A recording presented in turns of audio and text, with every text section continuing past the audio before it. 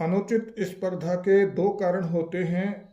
पहला, किसी से द्वेष रखना, और दूसरा, अनियंत्रित महत्वाकांक्षा। हम जीवन में उन लोगों से स्पर्धा करते हैं जिनकी कुशलता और दृष्टिकोण हमारे जैसा ही होता है। जब दूसरे व्यक्ति की कुशलता का हमारे जीवन पर कोई प्रभाव नहीं पड़ रहा होता, हम शायद ही कभी दबाव महसूस करते हों। स्पर्धा जीवन के प्रत्येक क्षेत्र में मिलती है। कुछ उदाहरण गिने तो खेलों में, व्यापार में, राजनीति में और कार्यस्थल पर। उचित स्पर्धा स्वयं से ही स्पर्धा करना है, न कि अन्य लोगों से, स्वयं का बेहतर संस्करण बनने के लिए। कार्यस्थल पर राजनीति हमेशा ही रहेगी। हमें इसको स्वच्छ तरीके से संभालना सीखना होगा। हमारे लिए क्या अर्थवान है और किस पर हम अपना समय लगाना चाहते हैं, जानने के लिए हमें खुद को समझना होगा। ऐसा अपने उद्देश्य को समझकर किया जा सकता है, जिसके लिए समर्पण और धैर्य चाहिए। अपने उद्देश्य को खोजना बहुत रोमांचक होता है, जैसे किसी उपहार को खोलना प्रत्यय और आनंद का अनुभव देता है। जीवन में उद्देश्य तक पहुंचना एक यात्रा है, कोई घटना नहीं। जापानियों के पास एक मॉडल है जिसे इकिगाई या जीने का कारण कहते हैं। इसे 4 विशिष्टताओं से बनाया गया है, जिसे हमें समझने की ज़रूरत है। हम क्या पसंद करते हैं, हम किस कार्य में कुशल हैं, दुनिया को किस चीज़ की ज़रूरत है, हमें किस कार्य के लिए धन मिल सकता है।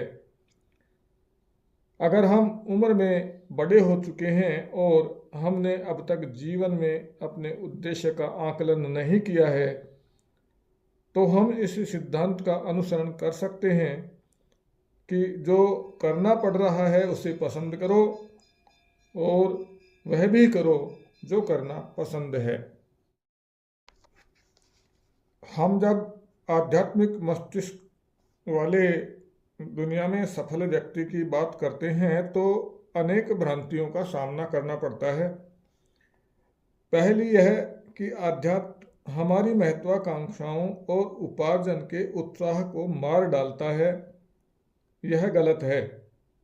आध्यात्म मात्र हमारे उपार्जन के उद्देश्य को नया मार्गदर्शन देता है।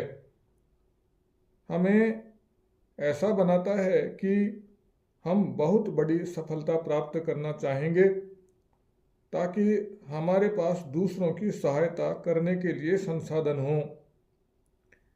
गीता में श्री कृष्ण और अर्जुन की कथा इस विषय में बहुत कुछ समझाती है। लड़ो और दूसरों की सहायता करने के लिए उपार्जित करो, लेकिन आंतरिक रूप से अपने निजी जीवन में संतुष्ट रहो। दूसरी कि आध्यात्मिक लोग अपने मूल्यों के कारण व्यापार में पीछे छूट जाते हैं। यद्यपि हम जितना चाहें उतना धन अर्जित कर सकते हैं और सेवा में उसका उपयोग कर सकते हैं, फिर भी हमें उसकी क्षमता के प्रति सतर्क रहना चाहिए, क्योंकि वह हमें हमारे उद्देश्य से भटका सकता है। सच्चरित्र जीवन बदलने वाला होता है। ऐसा जो कर्म हम करते हैं उससे होता है, शब्दों से नहीं। चरित्र विकास के सिद्धांत हैं विचार, वह जीवन दर्शन जिसका हम पालन करते हैं। हमें इससे सीखना चाहिए।